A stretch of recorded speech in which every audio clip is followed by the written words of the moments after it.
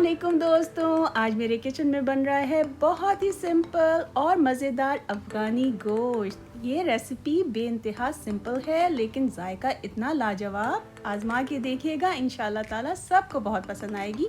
मैं इसे बना रही हूँ बीफ के साथ, आप चाहें तो मटन या चिकन में भी इस रेसिपी को ट्राई कर सकते हैं। अब सबसे पहले स्टेप में हमें बहुत अच्छी सी गोल्डन फ्राइड अनियन करनी है। उसके लिए ले लिया है मैंने 1 कप ऑयल, तेज़ आंच पे उसे गरम कर लिया है और बड़े साइज़ की अनियन को अच्छा सा काट के स्लाइसेस में और तेल में डाल दिया है। इसे मुझे तेज़ आंच पे ही फ्राई करना है। प्याज तलने का अमल बहुत ज़्यादा तवज्जो तलब है, इसके लिए आपको हर तरफ से बराबर का चमचा चलाना होता है। यहाँ पे मैं वही कर रही हूँ। ये देखिए प्याज तल चुकी है, इसे मैं निकाल रही हूँ। कुछ हिस्से आपको लग रहे होंगे कि सही से फ्राई नहीं हुए, लेकिन ये थोड़ी देर में हो जाएंगे क्योंकि प्याज का कुकिंग प्रोसेस देर तक चलता रहता है। अब मैं इसे पेपर टॉवल पे रख दूंगी ठंडा होने के लिए और हमारी क्रिस्पी फ्राइड अनियन तैयार हो जाएगी। मैंने यहाँ पे 6 अदद हरी मिर्च ली हैं, उनमें से 2 को चॉप कर लिया है और 4 ऐसे ही होल रख ली हैं। आधा टीस्पून काली मिर्च का पाउडर, फ्रेशली क्रश हो तो बहुत अच्छा रहेगा। 1 टीस्पून धनिया पाउडर, आधा टीस्पून भुना कुटा जीरा, 1 टेबलस्पून अदरक लहसुन का पेस्ट जो कि फ्रेश हो तो बहुत ही बेहतरीन टेस्ट आएगा आपके सालन में। नमक हस्बे जायका हमेशा की तरह। और टमाटर मैंने ले लिए हैं तकरीबन 4 अदद और उसको बीच में से कट कर लिया है।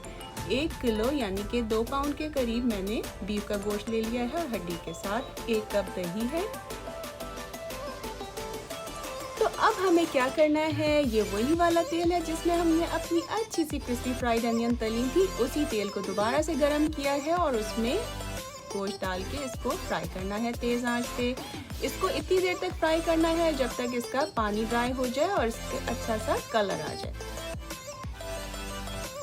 आज की टिप आप लोगों के लिए ये है कि गोश्त जो अपना पानी रिलीज करेगा उसको मुकम्मल तौर पे ड्राई करना है तेज़ आंच पे, उससे तमाम हीट ख़त्म हो जाएगी और बहुत ही खुशबूदार गोश्त तैयार होगा। वैसे तो हम अपने घरों में नई नई डिशेस बनाते हैं, कुछ लोग पुरानी ही रेसिपीज़ ट्राई करते हैं, लेकिन मेरे ख्याल में नई रेसिपीज़ ट्राई करना चाहिए क्योंकि उससे कभी कभी ऐसी रेसिपी हाथ लग जाती है जो कि आपके रोज़मर्रा के मेन्यू का हिस्सा बन जाती है। तो अब इस पॉइंट पे देखिए गोश्त फ्राई हो गया है, तो फ्रेश क्रश अदरक लहसुन डाल दिया है और तेज़ आंच पे इसके साथ दोबारा से 2 मिनट की फ्राइंग होगी। मेरे प्यारे प्यारे व्यूअर्स के लिए छोटा सा मशवरा ये है कि इस रेसिपी को ज़रूर ट्राई कीजिएगा क्योंकि तमाम इंग्रेडिएंट्स आपके घर में ही मौजूद हैं और इतनी खुश शक्ल और खुश जायका रेसिपी आपके हाथ आएगी कि आपके रोज़मर्रा मेन्यू का हिस्सा बन जाएगी। अब मैं यहाँ पे डाल रही हूँ 1 टीस्पून नमक, आप अपने जायके के मुताबिक डाल लीजिएगा और उसी के साथ 1 कप नीम गर्म पानी। इनको अच्छी तरह से मिक्स करके मीडियम आंच पे पकाएंगे और मिक्स कर लेंगे। नेक्स्ट स्टेप में जो मैंने टमाटर 2 हिस्सों में कट करके रखे हुए हैं वो इसमें डाल दूंगी और उसको ढक के इतनी देर तक पकाऊंगी जब तक इसकी स्किन पील ऑफ होना शुरू हो जाए, क्योंकि हमें इस रेसिपी के लिए टमाटर की स्किन नहीं चाहिए। तो आप चाहें तो इस तरह भी कर सकते हैं या फिर अलग से पानी बॉईल करके और उसमें हल्के हल्के कट लगा के टमाटर की स्किन हटा लीजिए। आपके सामने हैं दोनों तरीके, जो आसान लगे वो कर लीजिए। तो चलिए अब ज़रा अंदर के हालात चेक करते हैं। ज़बरदस्त, हमें ऐसे ही नरम टमाटर चाहिए थे और स्किन इतनी आराम से पील ऑफ हो रही है। अब इन सबको हम हटा लेंगे और इसी टोंक की मदद से इन टमाटरों को क्रश कर लेंगे। आप चाहें तो चमचे की मदद से भी इनको क्रश कर सकते हैं क्योंकि जब ये तमाम मसालों के साथ पकेंगे तो बहुत अच्छी सी और थिक ग्रेवी हमारे पास आ जाएगी। आप लोगों ने अपने घरों में बकरीद पे क्या क्या नया ट्राई किया, कैसी बनी आपकी रेसिपीज़, मुझे ज़रूर बताइएगा कमेंट सेक्शन में। आप लोगों के कमेंट्स पढ़ के मुझे बड़ी खुशी होती है, बड़ी अपनायत का एहसास होता है। तो प्लीज़ मुझे ऐसे ही सपोर्ट करते रहिए और ऐसे ही जुड़े रहिए मेरे चैनल के साथ। अब देखिए यहाँ पे टमाटर अच्छी तरह से क्रश हो चुके हैं, तो इस पॉइंट पे मैं यहाँ धनिया पाउडर ऐड कर रही हूँ और उसी के साथ जो हरी मिर्चें मैंने चॉप करके रखी हुई थी 2 अदद, वो डाल रही हूँ। हमें इसमें लाल मिर्च का इस्तेमाल बिल्कुल भी नहीं करना, तो सारा टेस्ट इस हरी मिर्च से ही आएगा और जो आखिर में हम काली मिर्च डालेंगे उससे। तो आप अपने जायके के मुताबिक कम या ज़्यादा कर सकते हैं। अब इसे ढक के हल्की आंच पे इतनी देर तक पकाएंगे जब तक अच्छा सा गोश्त गल जाए और साइडों में तेल नज़र आना शुरू हो जाए। अब देखिए यहाँ पे 30 मिनट्स के बाद कुछ ये कंडीशन हो चुकी है। गोश्त बहुत अच्छा सा गल गया है, मैंने चेक कर लिया। तो तेज़ आंच करके इसकी भुनाई कर रही हूँ। इस पॉइंट पे मैं दही डाल रही हूँ जो कि मैंने फेंट के रखा हुआ था। चूल्हा मैंने बंद कर दिया है। आप भी ऐसा ही किया कीजिए, क्योंकि कभी कभी तेज़ आंच पे दही फट जाता है। या तो आंच बहुत हल्की कर लीजिए।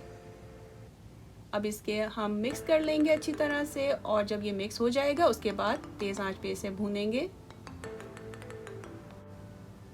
इस वक्त भुनाई करते हुए क्या ज़बरदस्त खुशबुएं आ रही हैं। आई विश कि आप लोग भी इसको एक्सपीरियंस कर सकते। अब इसे हम तेज़ आंच पे भूनते रहेंगे जब तक दही का तमाम पानी ड्राई हो जाए और अच्छी सी खुशबुएं आने लग जाएं इस सालन की।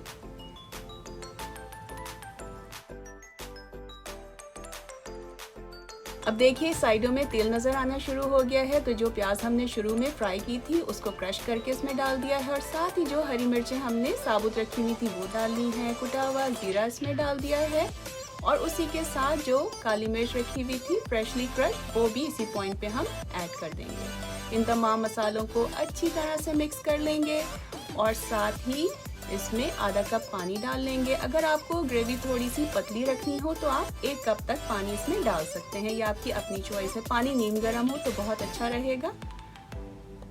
अब इसको हम ढक के तकरीबन 2 से 3 मिनट तक पका लेंगे हल्की आंच पे, ताकि जो मसाले हमने अभी डाले हैं उनकी खुशबू भी तमाम मसालों के साथ अच्छी तरह से रच बस जाए। ये लीजिए माशाल्लाह ज़बरदस्त अफ़गानी गोश्त तैयार हो चुका है। इसे आप अपने रोज़मर्रा के मेन्यू में शामिल कर लीजिए, या फिर दावत के मेन्यू में। हर तरह से आपके लिए ये लाजवाब रहेगा। आपके मेहमान भी खुश, आपके घर वाले भी, और आप भी खुश कि कितनी आसानी के साथ आपने कितना मज़ेदार सालन तैयार कर लिया। इसे आप नान के साथ खाइए या फिर बॉइल्ड चावलों के साथ। हर तरह से आपको ये बहुत मज़े का लगेगा। फिर मिलेंगे एक और वीडियो के साथ, एक और नई रेसिपी के साथ। जब तक के लिए इजाज़त दीजिए। अल्लाह हाफ़िज़।